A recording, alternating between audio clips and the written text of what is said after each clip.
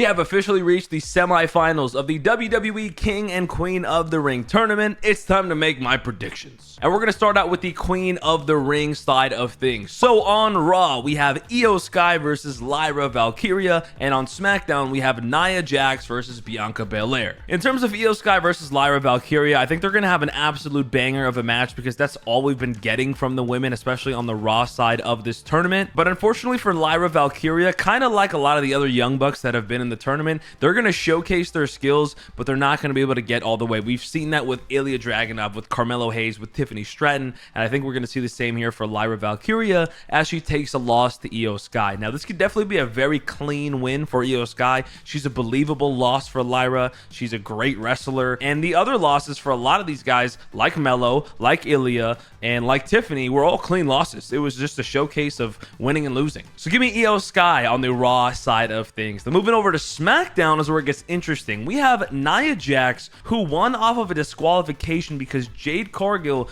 was a little too emotional in their match and got herself disqualified. A really weird match and a weird side of Jade that we have not seen yet. And honestly, that has me thinking here, but we'll get to that in a second. Nia Jax won, and she's going up against a kind of banged up Bianca Belair. Now, this is kind of an interesting story here. Part of me is wondering if Jade's emotions are going to ruin this match for Bianca. I don't want to say she's going to cost her like on purpose, but maybe she might cost her on accident. I think that's definitely an angle that we could see in their match in the semifinals. It's very possible, but that's not my prediction. I do think Bianca is going to win this match. Maybe Jade will help distract Nia Jax, and then that's a feud down the road with them two individually. I'm not sure. Obviously, a lot of unfinished business there, and I do not see her turning on Bianca anytime soon. So give me Bianca Belair in one of those matches where she's getting destroyed the whole time, and then she finds the strength, she finds the will, she wins, and we have officially set the finals for the Queen of the Ring with Io Sky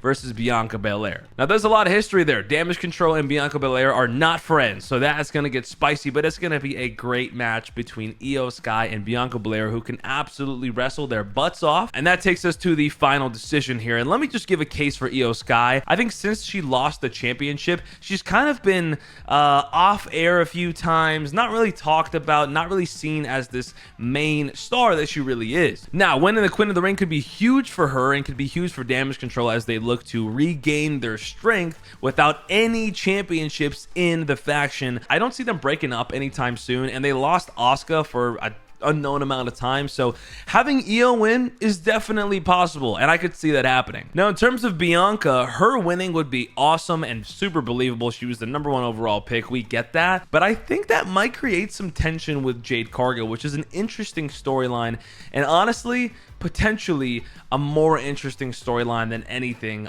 because we all know the way that Jade and Bianca are going to lose those titles have to be in a war between themselves and a breakup of some sort, betrayal maybe, or just a chemistry issue or whatever. So in terms of long-term storytelling, I think I want to take Bianca Belair winning the Queen of the Ring. I know she's the tag team champion already, but her being Queen of the Ring is very believable, very deserving, and again, a very interesting angle to throw in her tag team championship reign and this new side of Jade Cargill we've been getting. So give me Queen Bianca Belair at the Queen of the Ring. Let me know in the comments down below what you guys think about that, and if you guys have any different opinions. Moving on to the King of the Ring bracket. The men's side of the bracket is so unpredictable, especially because the bloodline's involved and you never know how involved they're gonna be. On the Raw side of things, we have Gunther versus Jey Uso, which is gonna be an absolute banger. We already know that. And then on the SmackDown side of things, we have Randy Orton versus Tama Tonga, which is gonna be great. A lot of history between Randy and the bloodline. Let me make a case for each one of these individuals, starting with Gunther. Now, Gunther obviously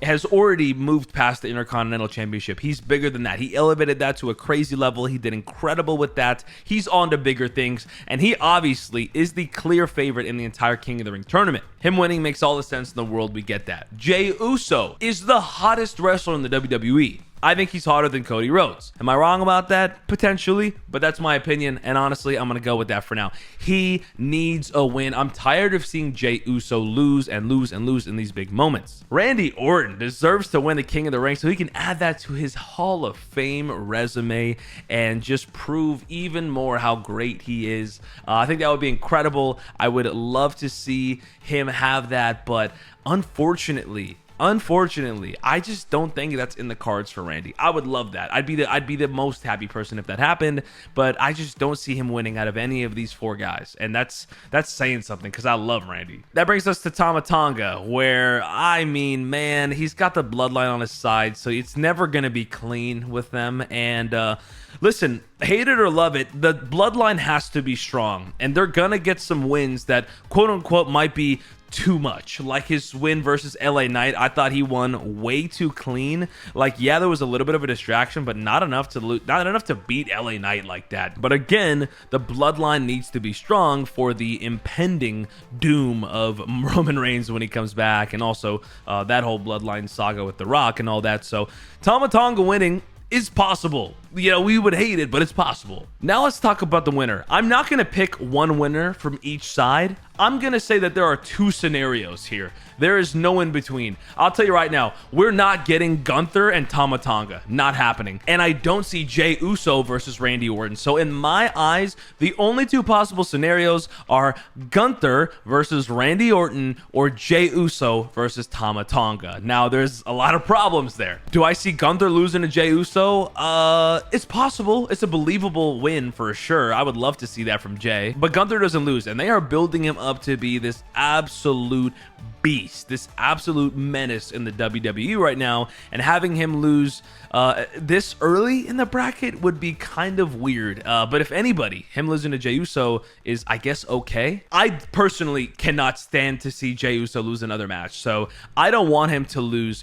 But if he does lose, because think about this, he can't miss this card, right? Like, having main event Jey Uso as hot as he is right now, not on this pay-per-view would be crazy. So Jey Uso has to be on the pay-per-view. There's no way they leave him off. So here's my thought. What if the bloodline cost Jey Uso his match? Because obviously they've been hinting at that war for a little bit now, and they come in on Raw, they cost Jey Uso the match, and that happens. Gunther wins, he moves on, and Jey Uso heads over to SmackDown and costs Tama Tonga his match, and then we have Gunther Randy Orton. Lovable match. I'm all in for it. I think Gunther wins that, and I would hate to see that because I want Randy to win, but I think that's a possibility, and that would be great. That also ignites the feud between Jey Uso and the Bloodline, gets him back in the mix, and they are going to have their match at the King and Queen of the Ring, whether it's Jey Uso and Solo Sikoa, or if Jey Uso has to find a mystery partner to take on Tama Tonga and Solo Sikoa, and obviously that would be Jimmy Uso.